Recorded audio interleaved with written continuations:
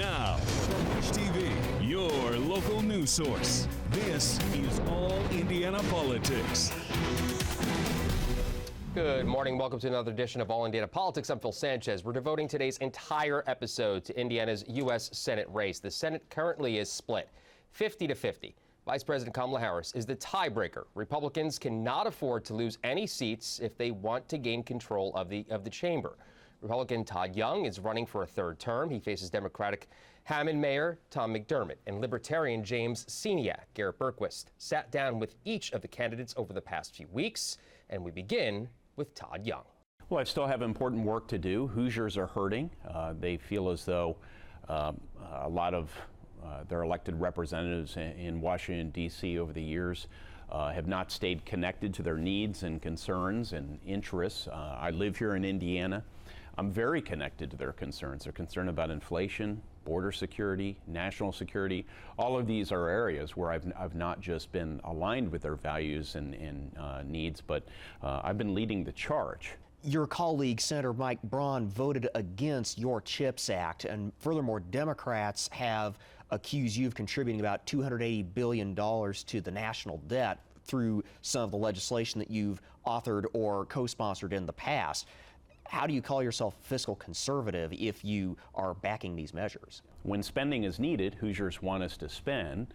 When it's wasteful spending, the roughly $6 trillion spending spree that the Biden administration has been through since President Biden came into office with a growing economy, then I will oppose it. Now, you voted against the American Rescue Plan, but funding from that plan is now paying for things like school security upgrades, city employee stipends, peacekeepers here in Indianapolis. Was that plan a wise move after all, or you're planning to vote against it? The things you pointed to probably amount to an order of, $10, $20, $50 million nationally. That was a $1.6 trillion package. $1.6 trillion. An economist, Democrat economists, Larry Summers and other prominent Democratic economists indicated that if passed, this would lead to serious inflation. On guns, you said you oppose further gun restrictions. We should instead focus on mental health resources. Now, we've heard from mental health advocates who say that unfairly stigmatizes mental health, and further, OECD countries report similar levels of mental illness, but a fraction the amount of gun violence that we do. So what's your response to that? What exactly would you do? I voted in support of the largest community-based mental health service bill in American history. That's the Bipartisan Safe Communities Act. So that's what I have done. When should I be returned for another 6 years to serve the people of Indiana? We're going to make sure that money's spent effectively. People in Indiana work very hard for their money. They don't want it wasted on gimmicky stimulus bills or other meritorious bills that just aren't implemented effectively. So I'll be overseeing those expenditures. Should Congress legalize, decriminalize, or reschedule cannabis? Yeah, for medicinal purposes, I join the people of Indiana in saying this is something that we should look at. We should look at the existing body of research. I think probably additional research expenditures are merited, and we can do that through the Veterans Administration. I have co-sponsored legislation to do this. I do have to say that unlike my opponent, who's made this the signature issue of his campaign, there are a lot more important issues for most Hoosiers right now. What should be done about the people who are receiving protection under Deferred Action for Childhood Arrivals? A judge recently ruled the original version of that program was unconstitutional. So I've supported, in conjunction with a package endorsed by former President Trump and supported by so many other Republicans in Congress, a path to legal status for those who have a DACA situation. I support prioritizing this in conjunction with ensuring our border is secured and other legal immigration issues. It's been way too long since Congress has dealt with legal immigration reform. The president will have an opportunity when he has divided government after November 8th based on all the signals we're seeing, to work together with Republicans on this issue if he prioritizes border security. What should be our future course of action regarding Ukraine, and what should be our long-term policy with regard to Russia? Help the Ukrainians, resource them in conjunction with our other Western partners, particularly our NATO allies. That it means making sure they have the surface-to-air weapons so that the Russians don't control the skies. They have all the other ammunition and weapon systems that we've been sending so that they can carry on the fight, which they've so honorably and courageously done. What's at stake here for Hoosiers? Well, in part what's at stake is a principle. It's protecting people's sovereignty and their territorial integrity, their right to self-government. If it's not recognized here on this front of Ukraine, it won't be recognized in Taiwan. What do you say to voters who might tell you, well, I like you personally, but I don't want to vote for somebody who's just going to be in lockstep with Mitch McConnell? When you're an elected member of leadership, there's an expectation that you will vote with other members of leadership, particularly the majority leader, on some critical votes. I didn't want to be in that situation or create that expectation. I only want to represent Hoosiers and their interests, so I've taken a very high-profile step away from the leadership table in order to be very connected to the needs of Hoosiers. All right, coming up, we continue our conversation with the Democratic Senate candidate, Tom McDermott. Welcome back. Our coverage of Indiana's U.S. Senate race continues with the Democratic candidate, Hammond Mayor Tom McDermott. Washington, D.C. is broken. The United States of America, in my lifetime, has never been more divided than it is right now. And, you know, for the past 19 years as Mayor Hammond, my job when somebody has a problem is to help them accomplish and to, you know, to fix the problem that they have. And what I see going on in Washington, D.C. is basically senators like our senator that ignores half the population and tries to appease the other half. And that's just not the attitude mayors have in city halls. I want to take the can-do spirit that I have in Hammond City Hall and bring it to the United States Senate. We're beginning to get reports of increases in cannabis-related illnesses in states that legalize it. There's also some evidence that smoking it could increase your risk of cardiovascular disease. Given those issues, should we put the brakes on recreation legalization?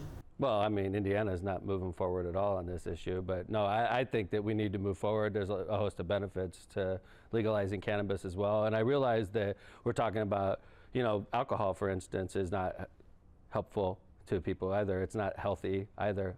This is a vice, and quite frankly, it should be regulated by the state. Kids shouldn't have access to it. We're not advocating for people to drive while intoxicated on cannabis. Obviously, we don't want kids getting access to it, so there needs to be rules and regulations in place like we use with alcohol. The American Rescue Plan is funding a whole host of projects all around Indiana, but what about the price tag? How are we going to get a handle on our debt at some point? We need to address it. I would address it like I did at City Hall. It's not going to happen overnight. It's going to have to be, we're going to have to start spending less than we make. And that's how you get the debt down. And we have to make tough decisions, you know, and quite frankly, Todd Young's had that opportunity for 12 years and hasn't taken it.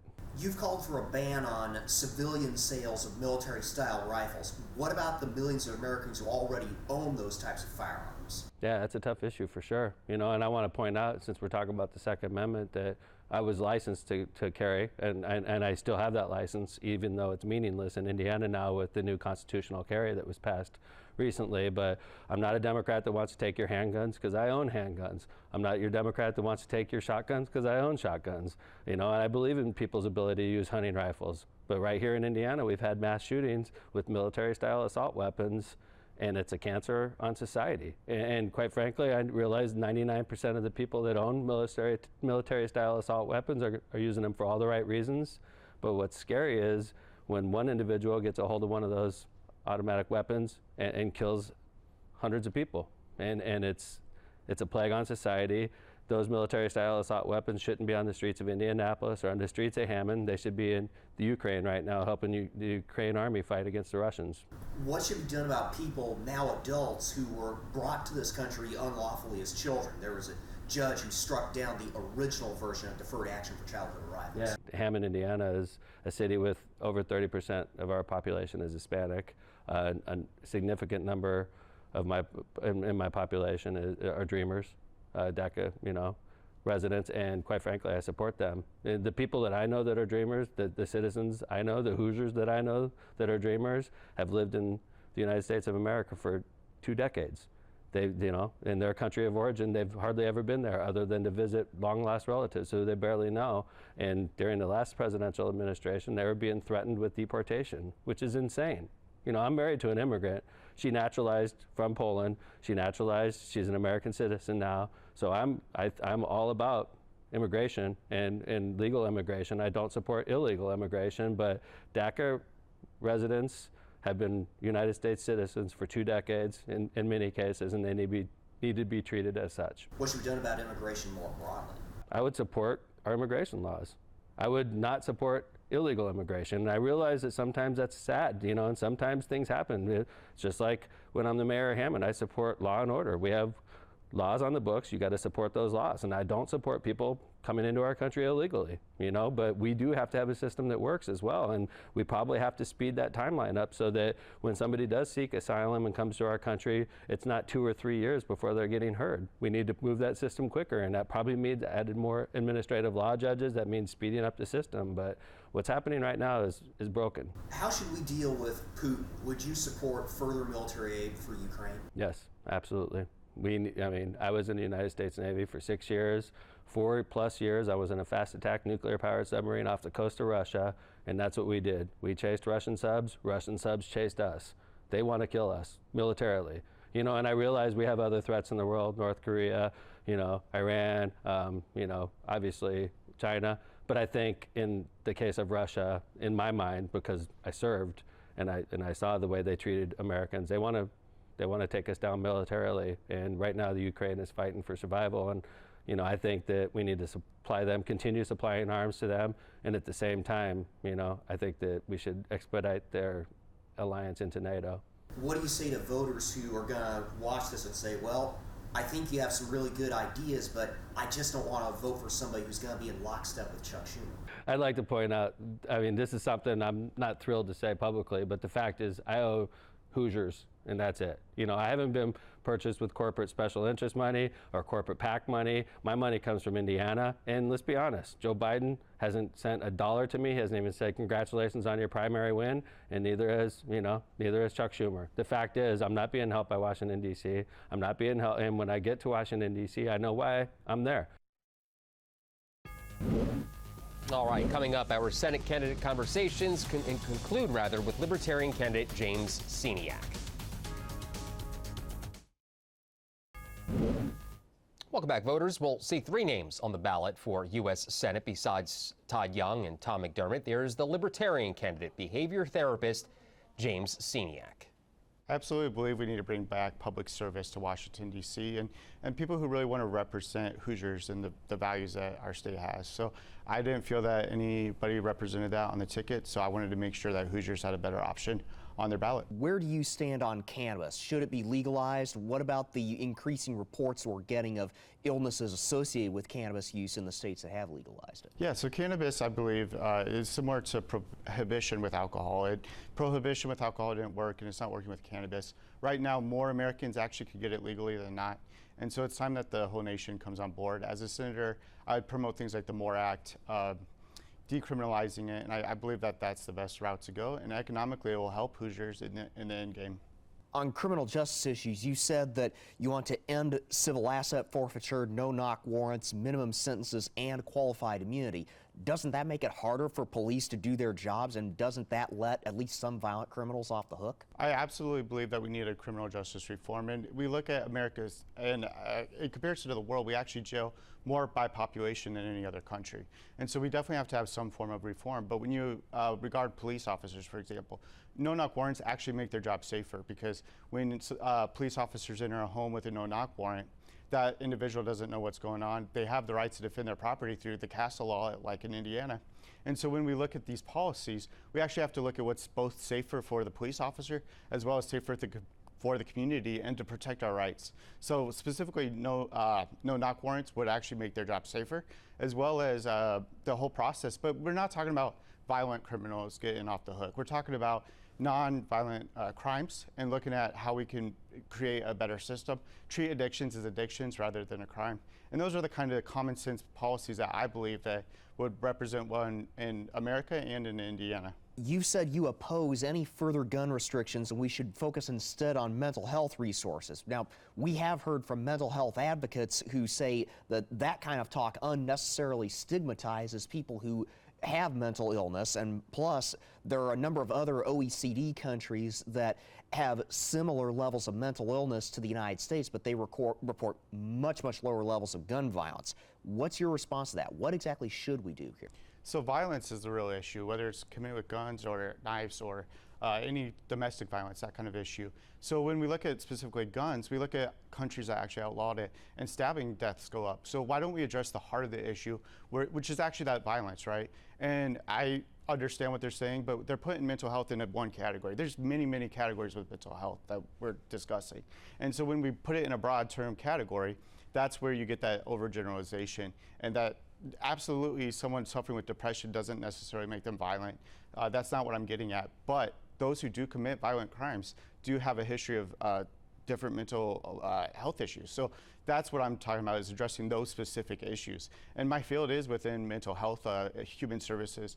And so I believe that there is ways to reduce that violent crime. What should be done about people, now adults, who were brought to this country unlawfully as children? Because there was a judge who recently ruled that at least the original version of deferred action for childhood arrivals was unlawful. Well, I believe we have to create a whole different immigration system, one that actually allows more easier access for our country. And that includes those who have come as children. They had no choice in their actions. But we do need a secure border. I discussed how castles need a moat. We do have to have a process to vet those who are coming in. But those who want to live a happy and productive life, want to work in America, should absolutely have a way in. And right now, we don't have a very secure process and a speedy process to allow those individuals in. So whether we're talking about children who are already here, allowing them to become naturalized citizens, or whether we're talking about immigrants who want to come in, we definitely have to make this process a smoother process and allow for that vetting to be done so that people can live the American dream. How should we deal with Vladimir Putin? Would you support further military aid to Ukraine? I look at that situation, and all my life, we could talk about the wars that have gone on. As an American at 34 years old, there's very rare times in American history that I've lived that we haven't been at war. And right now, I think we need to look for peaceful resolutions. We need to look at ways to diplomatic solutions. And that's sometimes coming to the table with even those who don't agree with American policies. But when we come to the table and we look for actual solutions, this will create peaceful resolutions. And we can put pressure on Russia in a lot of different ways, but putting soldiers on the ground and that immediate action isn't necessary. And we can, again, come to diplomatic solutions. Just to be clear, though, do you support further military aid to Ukraine in a form the same or substantially similar to what we're doing right now? Not right now, no. Not in the acts of how the Senate has done at Congress. The amount, the financial, I don't believe that has been accountable of exactly where that money is going to. And I believe that right now, that intervention isn't the right way to go. What do you say to people who say you're just going to peel votes away from one or the other major party candidate and put the other person in office? Well, that's old thinking. The fact is nobody steals votes, nobody takes votes. They earn votes. And as a candidate, I'm earning the votes, and I am earning those votes from those who believe I will best represent them in Washington, D.C. I've heard it from both sides. I've heard you're stealing from the Democrats. I heard you're stealing from the Republicans. But the idea is that I have a middle ground approach that really represents Hoosiers better. And when people look at those policies, they come on board. So I'm earning those votes. There's absolutely no stealing. There's no taking away.